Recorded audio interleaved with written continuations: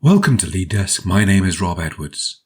In this video, we're going to be taking a look at the project flow and how we can use that to manage the outcomes of our projects. Before we look at the project flow, let's have a look at outcomes actually inside the project settings. I'm going to go into one of my projects here, and then I'm going to scroll down to my outcomes section.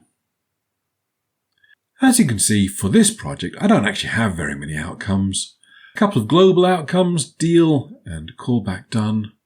An outcome that I've called not keen, which is specific to this project. And currently just the one unanswered call outcome. If we have a look at creating a new outcome, if I click on that there, we can see a whole load of different settings that we can set for an outcome. Things which remove the contact from the current contact list, move it to a different contact list, send messages, set waiting periods. All of this is great stuff, but there's quite a lot of space taken up with things that you may not be using for the outcome that you're currently working with. And particularly if you're new to using outcomes within LeadDesk, this can be quite an intimidating screen. This is why we've introduced the new project flow option. Let's go and have a look at the project flow for this project. We'll click on the three dots to the right of the project and select Project Flow. The project flow gives us a visual representation of all of the outcomes associated with my project. Again, we can see the two global ones here, deal and callback, and the not keen one that I created. And over here, we have the busy and unanswered call outcomes available as well. Within a particular outcome, we can see each of the actions that outcome generates, and we can look at each of these settings in isolation without getting overwhelmed by all of the information that we're not using. And we're going to create a new outcome. First of all, it's going to be a new outcome for answered call. So I'm going to click the plus here, and I'm going to scroll in so that I can actually see what I'm doing. And I'm going to give it a name. And this outcome is going to be used by our project when we've had one conversation with the contact already, and if they didn't sign on the dotted line there on the first call, we do think there is potential on a second follow-up call. So I'm going to click the plus, and the first thing I want to think about is what phone number that I want to call that customer on the next time. And you can see the default setting here is to use the same number. Now, if this is a positive interaction I had the last time round, then I probably do want to keep the same number again. But if not, I can click the drop down here and select any of the phone numbers that I have associated with this project. So if we want to call from a different number next time, we can. What other things might we want to do in this case? Well, as I say, we don't want to pressure them too much, so maybe we will set a waiting period for this. I'm going to give that waiting period just a couple of days. Not so long they forget about us, but not so quickly that they feel like we're going to be pressurizing them at all. So 2 days seemed reasonable to me. And at the end of those 2 days, I want to make that call pretty quickly after that. So I'm going to move this call to the front of the call queue once that 2 days waiting period has elapsed. And finally, I want to send an SMS to that contact just to say, hey, great conversation today. I'll give you a call in a couple of days to follow up. So I'm going to send my SMS, and I have a template for this already, which is called the thank you SMS. So I'm going to choose it from there, and I'm going to have it be sent automatically. So now, if the agent selects the outcome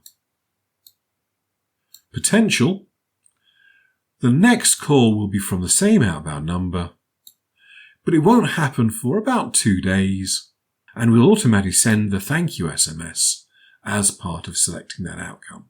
I just want to show you one other thing that we can do with an action. If I choose to move the contact to another contact list and select a contact list which is associated with another project, it will show me the name of the project. So if I move my contact to the premium membership list, then not only will it move to that contact list, but that contact list is the primary contact list for this project. So that contact will now become active for this project as well. But in this case, I don't particularly want to do that. So I'm just going to click the red X here to remove it.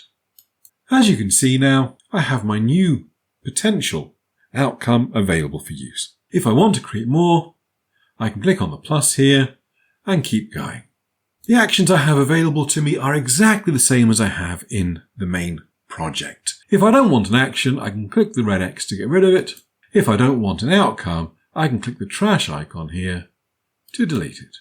The last thing I want to have a look at is unanswered calls and how they work in the project flow. As you can see here, starting from unanswered call number 1, I can define what happens. So the first time we call this person and they don't pick up, they don't answer this call, what do we want to do? Maybe we do want to set a waiting period, let's say a day, before we try calling again. We don't want to keep trying if they're not around.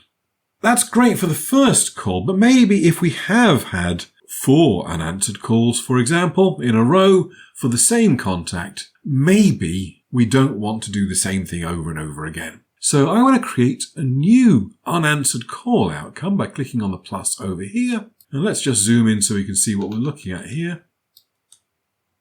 And you can see that in this case, we can define what call number we are setting the behavior for. I can define that from call number 4, we're going to do something else. And maybe from call number 7, we're going to do something else again. So you can see here that if we keep trying this same contact over and over again, on the first call, it will do this behavior. On the 4th unanswered call onwards, it will do that behavior. And from the 7th unanswered call, it will do this behavior. And maybe if we've not been able to get through at all after 7 calls, maybe that's the time to finalize the contact. So as you can see, you can define different behaviors for different amounts of consecutive unanswered calls. So again, we take a look at the whole thing once more. This is a great way of managing your outcomes without being overwhelmed with all the things your outcomes are not doing. And we can use this to focus in on just the thing that we want to see. What is the setting the waiting period for the potential one? What is the SMS template I'm going to send for that one there? And we can pan around and zoom in and out to get a good overview of what's going on with the outcomes for my project. And that, in a nutshell, is what ProjectFlow is all about. Thanks for watching.